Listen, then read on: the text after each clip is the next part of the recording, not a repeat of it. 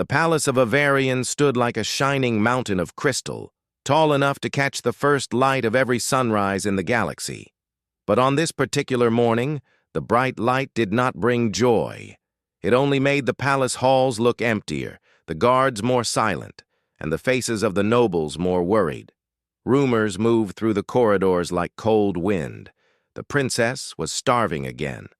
Princess Sariva, daughter of King Avalar, was known across the star systems for her intelligence and kindness. Many races came to visit just to see the golden glow that shimmered across her skin when she smiled. But for weeks now, that glow had faded, replaced by a pale shimmer that looked almost like frost. Her people understood the reason: the blight. The nutrient blight, as Avarian scientists called it, was a strange sickness that attacked Avarian food supplies. Their nutrient synthesizers, once the pride of their empire, were failing one by one. The machines no longer produced the complex compounds needed for Avarian bodies to survive. No matter how hard the engineers tried to repair them, the blight corrupted everything. A special meeting had been called, an urgent, desperate one. The council chamber was full of representatives from many species: tall insectoids with glass-like wings, heavy reptilian traders who spoke slowly and politely, thin, shadow-like mystics who communicated through soft vibrations. They all stood gathered before the throne, hoping their science or their food would help the princess. But none of them could. King Avalar sat with the heavy weight of a father and a ruler. His armor, usually bright, seemed dim today. His eyes kept shifting toward the medical chamber behind him, where Sariva rested under warm crystal lights. She had eaten nothing for 2 days. A guard stepped forward and announced the next visitor. Captain Elias Ward of Earth, human representative. The room filled with low murmurs. Some aliens had never seen a human before. Others knew the stories. Humans were unpredictable, emotional, and strangely creative. They survived harsh worlds, made tools out of anything, and had a strong reputation for adapting to every challenge. Elias entered with calm steps. He wore a simple gray uniform with a small Earth flag on one shoulder and a toolkit on the other. His hair was tied back, and he carried a metal case in one hand. Most aliens had brought equipment made from glowing crystals or floating holograms. Elias's case looked plain, old-fashioned even. King Avalar studied the human for a long moment. "You are a xenobiologist? A scientist?" the king asked slowly. "Part scientist," Elias replied with a small smile. "And part chef? Cooking is my hobby?" More murmurs filled the room. A chef? The princess was dying, and the humans sent a cook? One noble hissed, "This is an insult. We need the highest science, not boiled plants." Elias ignored the insult politely. Humans were used to not being taken seriously, especially when they stood next to ancient, powerful empires. But humans had learned something important over centuries. Sometimes the simplest path was the strongest. A doctor from the Avarian medical team stepped forward and handed Elias a thin tablet showing Sariva's latest scans. "She can barely digest the nutrient gels anymore," the doctor explained. "Her body rejects purified compounds. She needs something complex, something alive." Elias nodded. That was exactly what he expected. "Your machines make perfect food," he said. "Too perfect. Human food is different. It is messy, chaotic, full of life. Our bodies learn to adapt to many kinds of natural materials. Maybe that's what she needs." The king leaned back slowly. "Are you saying you can help her?" Elias opened his case. Inside were small containers, ordinary by human standards, but exotic to every alien in the room. Vegetables, grains, spices, herbs. Everything was clean, safe, carefully stored, and labeled in clear handwriting. Some aliens leaned closer, confused. "Is that dirt food?" one insectoid whispered. "No," Elias said calmly. "This is Earth. This is our history in plant form. Every ingredient grew through sunlight, water, and time. Maybe Princess Sariva needs something real. The king raised a hand. You may try, but be warned. If this experiment harms my daughter... It won't, Elias answered gently. I promise. 2 guards guided him to the medical chamber. The doors opened into a quiet room bathed in soft blue light. There, on a floating bed, lay Princess Sariva. Her skin, once glowing like warm gold, was now pale and thin. Her breathing was slow but steady. When she opened her eyes and saw Elias, she tried to sit up but lacked the strength. Elias quickly moved to support her. Easy, he said softly. I'm here to help. You're the human, she whispered. Her voice was weak but curious. They say your world is strange. We humans get that a lot, Elias replied with a light smile. But I think you'll like this.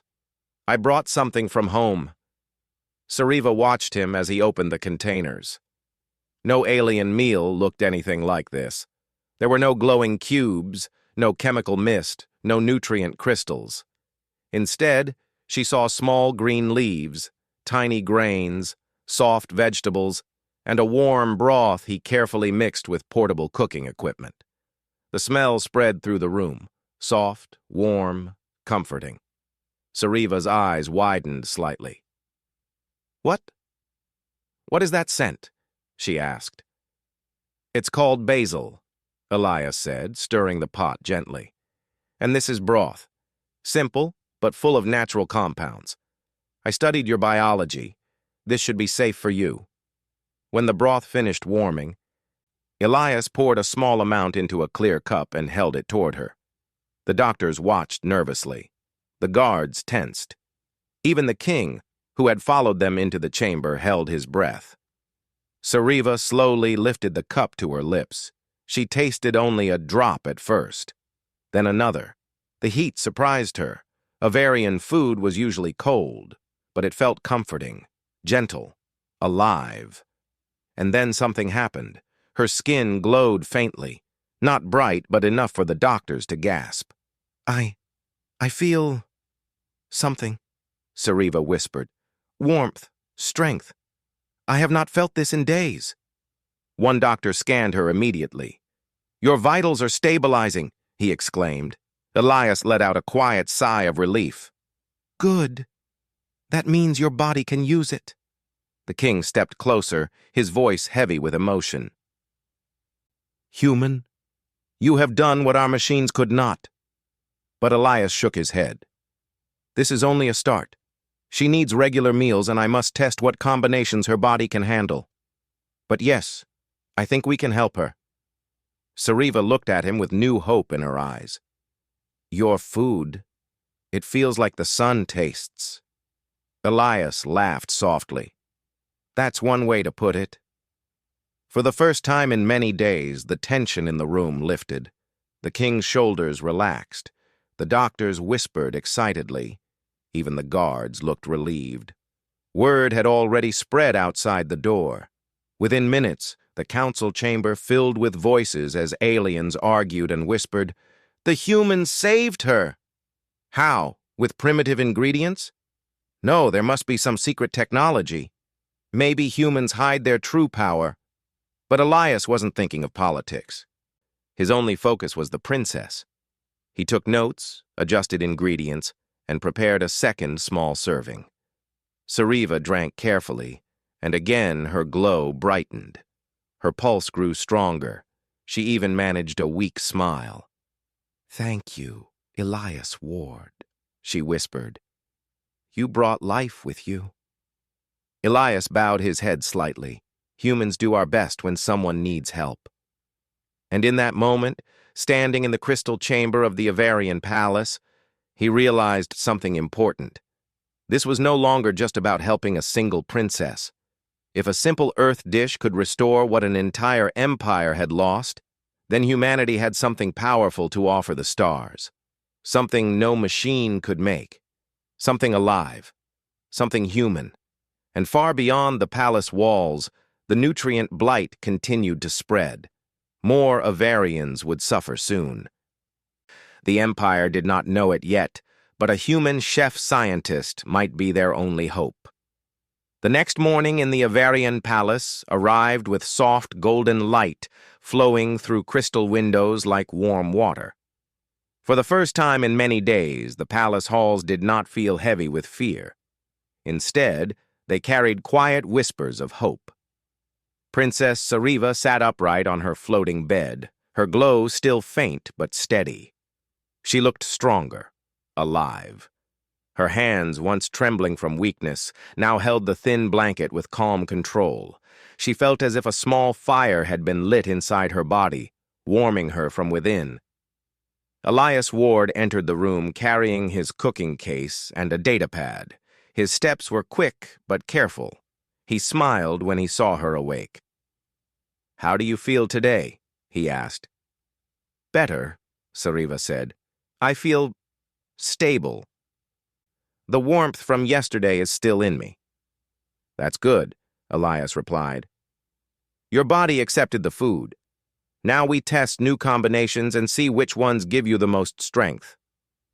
The king, who had stayed in the palace medical area all night, nodded from the corner. "Human, you may continue your work. If you need more resources, say the word." Elias bowed slightly. "Thank you, Your Majesty." He set up his portable cooking station again. The scent of earth herbs slowly filled the room, mixing with the soft hum of Avarian medical machines. Sariva inhaled deeply, amazed at how comforting simple smells could be. "What is today's dish?" she asked, curious like a child discovering something new. "A mild vegetable porridge," Elias said. "Lots of natural fibers and a little protein. It should help your recovery." Sariva tilted her head. "Porridge? It's simple," he explained. "But simple foods can be powerful." While the porridge warmed, Elias scanned Sariva's vitals with a small handheld device. Her heart rate, oxygen levels, and muscle activity were all better than the night before. She was far from healed, but she was no longer fading. "You humans, how did you learn to make all of this?" Sariva asked softly. Elias shrugged lightly. "Earth is a complicated world.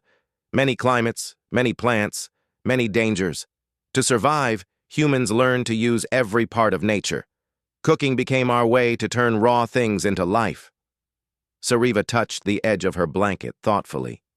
"Your food feels alive, like it grew with purpose." "That's because it did," Elias said with a smile. "It grew in sunlight, wind, and soil. Maybe your body likes that." When the porridge was ready, Elias served a small bowl. Sariva lifted it carefully and took a slow spoonful. The taste was warm and gentle. With each bite, her glow brightened a little more. The king watched with wide, hopeful eyes. "She improves quickly," he murmured. "Faster than the doctors predicted." "Yes," Elias said. "Her body responds well, but this is just one patient.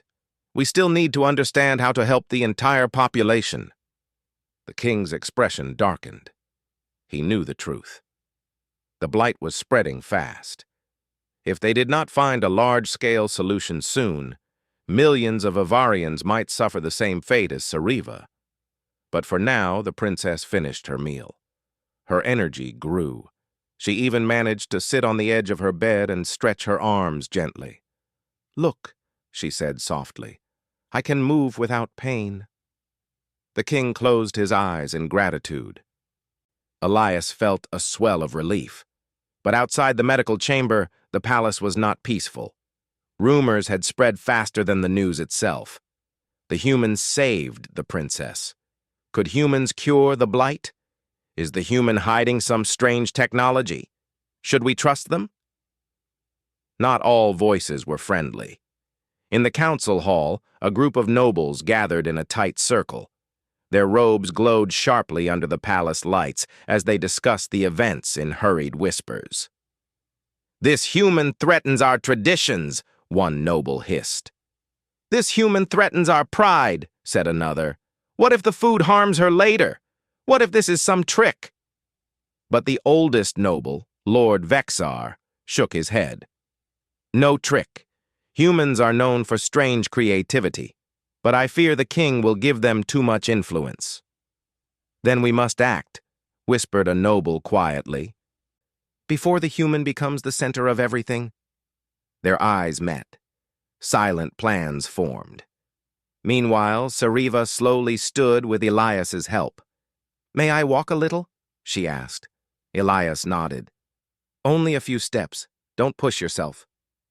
With slow, careful movement, Sariva walked around her chamber, touching the crystal walls and feeling the warmth of the sunlight touching her skin. "I forgot what sunlight feels like," she whispered. "It is wonderful."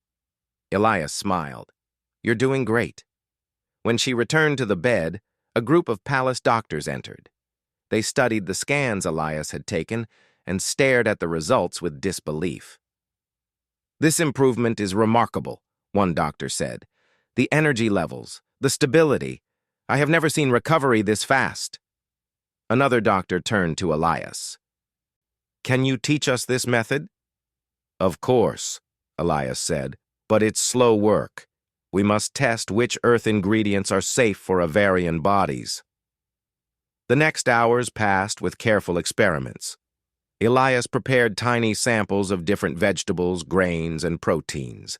Each time he would give Sariva a very small amount, and the doctors would scan her body for reactions.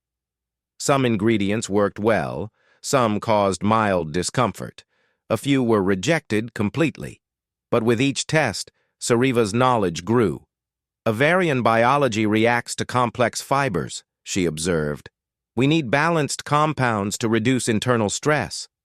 Try mixing the two ingredients to improve digestion." Elias was impressed. "You learn fast." Sariva smiled gently. "I must. My people need this." By afternoon, Sariva was strong enough to sit on the palace balcony. She looked out at the towering crystal city. But the beauty of the city could not hide the truth. Many towers looked dark. Factories had shut down. Synthesizers had stopped producing. Citizens struggled with failing food supplies.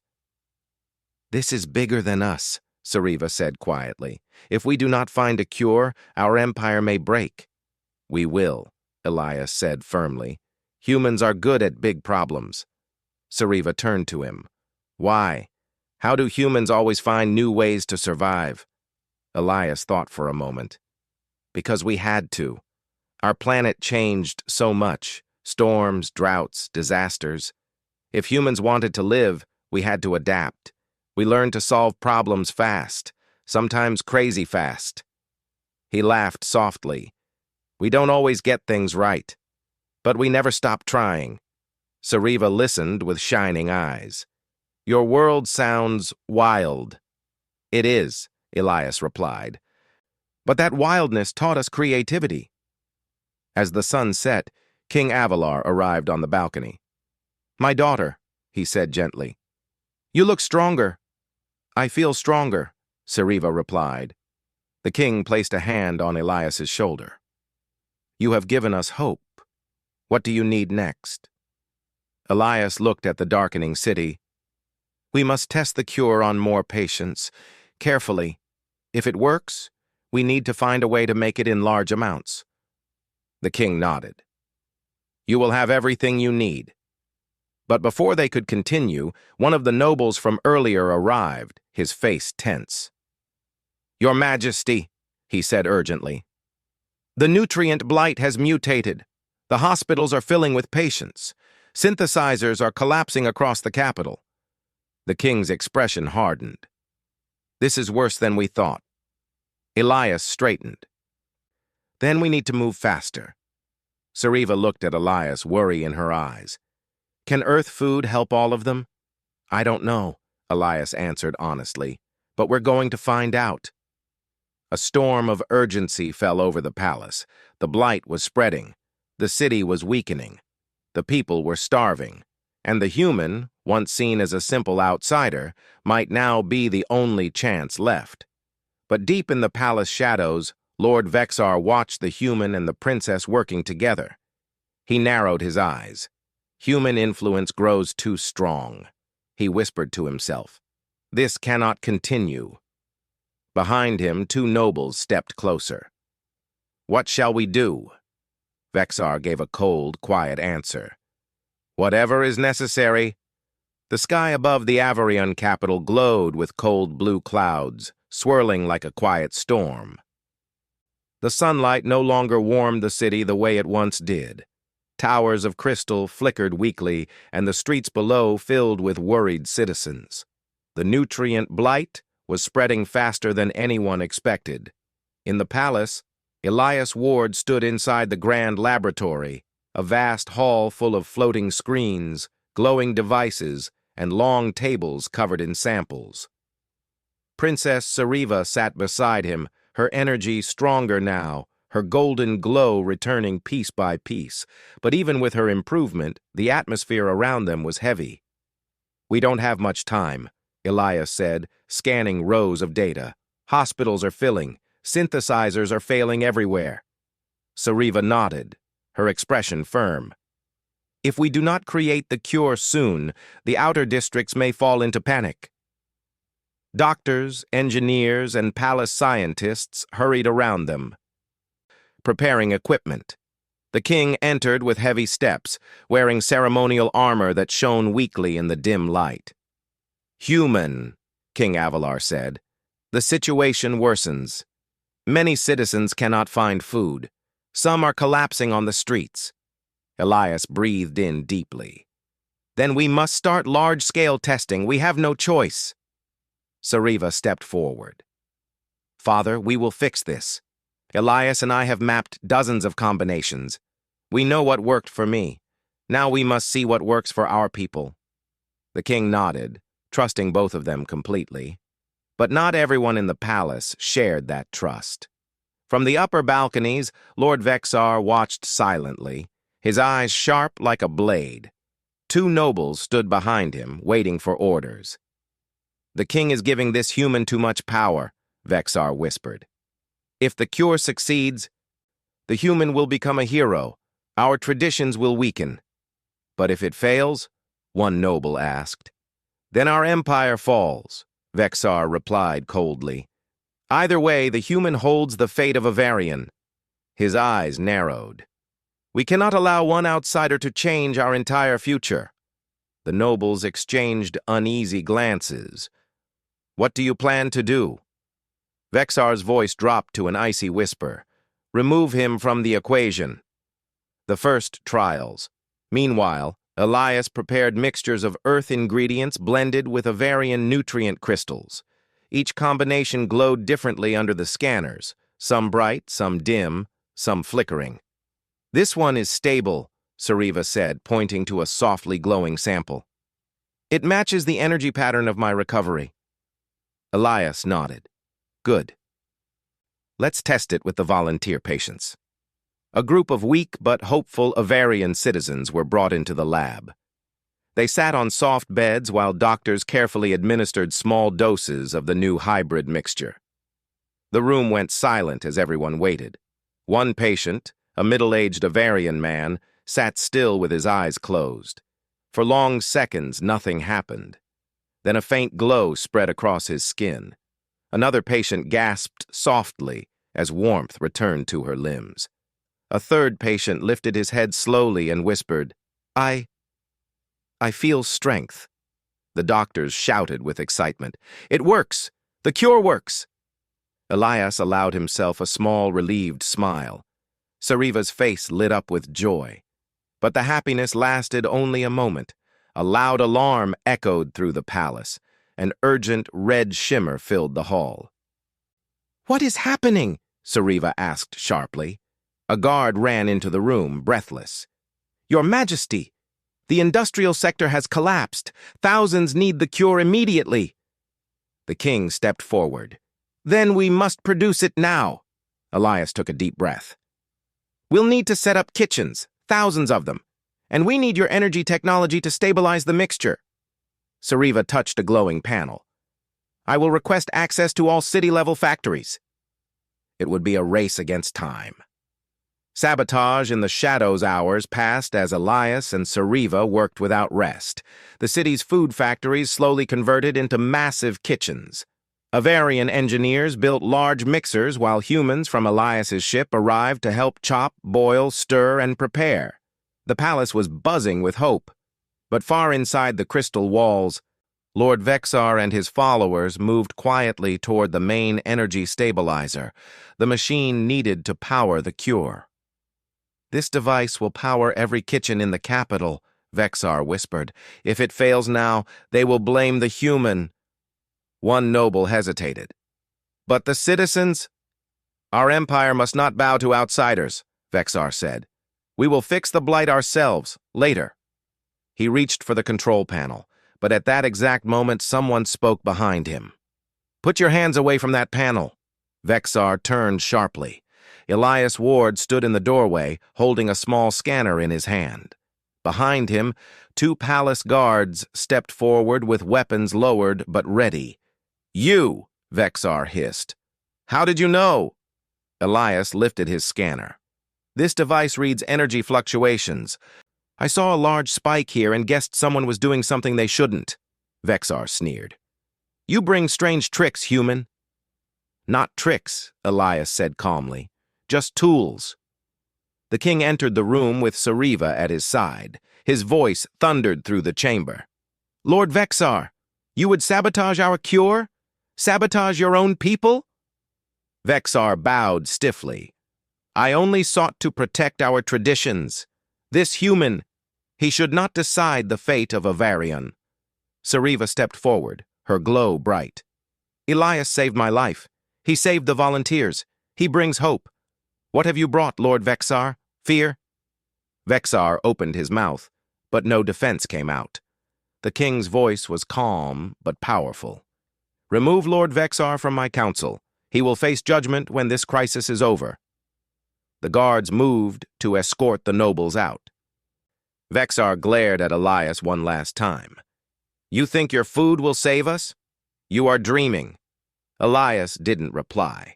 He simply turned back to his work, because he knew there was no time left to argue. The race to save Avarion. By nightfall, the entire capital became one giant kitchen factory. Huge containers boiled with earth vegetables, Avarion crystals, and the hybrid cure mixture. Engineers stabilized the compounds. Doctors monitored safety. Citizens lined up as floating drones delivered the cure bowls. Elias stood on a high balcony overlooking the operation, sweat on his forehead, but determination in his eyes. Sariva stood beside him, steady and bright. "Look," she whispered, "our people are eating and recovering." Below them, weak Avarians drank the mixture. One by one, their glows brightened. Parents lifted their children with new strength. Elderly citizens stood calmly as their energy returned. Relief washed across the city like a warm tide. The king placed a hand on Elias's shoulder. "Human, today you saved an empire." Elias shook his head. "Not just me. Sariva, the doctors, the engineers, everyone worked together." Sariva smiled at him. "But you gave us the spark." The moment felt peaceful. But then an unexpected noise sounded, a roar of cheering. Citizens across the city were raising glowing bowls toward the sky. "For Princess Sariva! For the human ally! For the cure!" Hope filled the air like music. A new alliance days passed, and the nutrient blight finally weakened. The cure spread through the capital, then the nearby regions, then across the whole Avarian star empire. Wherever it went, it restored strength, life, and balance. The Avarian people called the mixture the Earth Avarian Delight.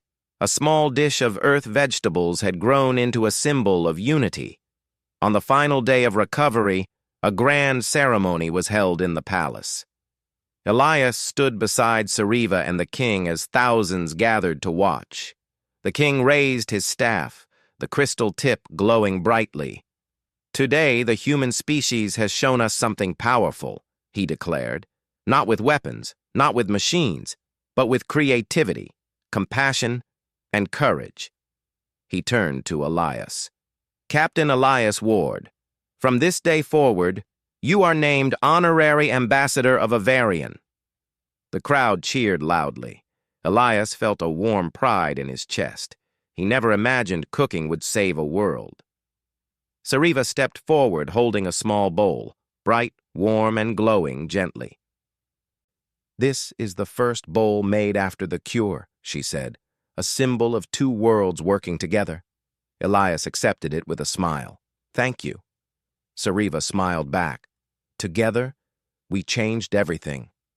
And high above the palace, the sun finally shone brighter, not because the sky changed, but because hope filled the world below. Humanity had proven once again the spirit that defined it. When the universe struggled, humans tried.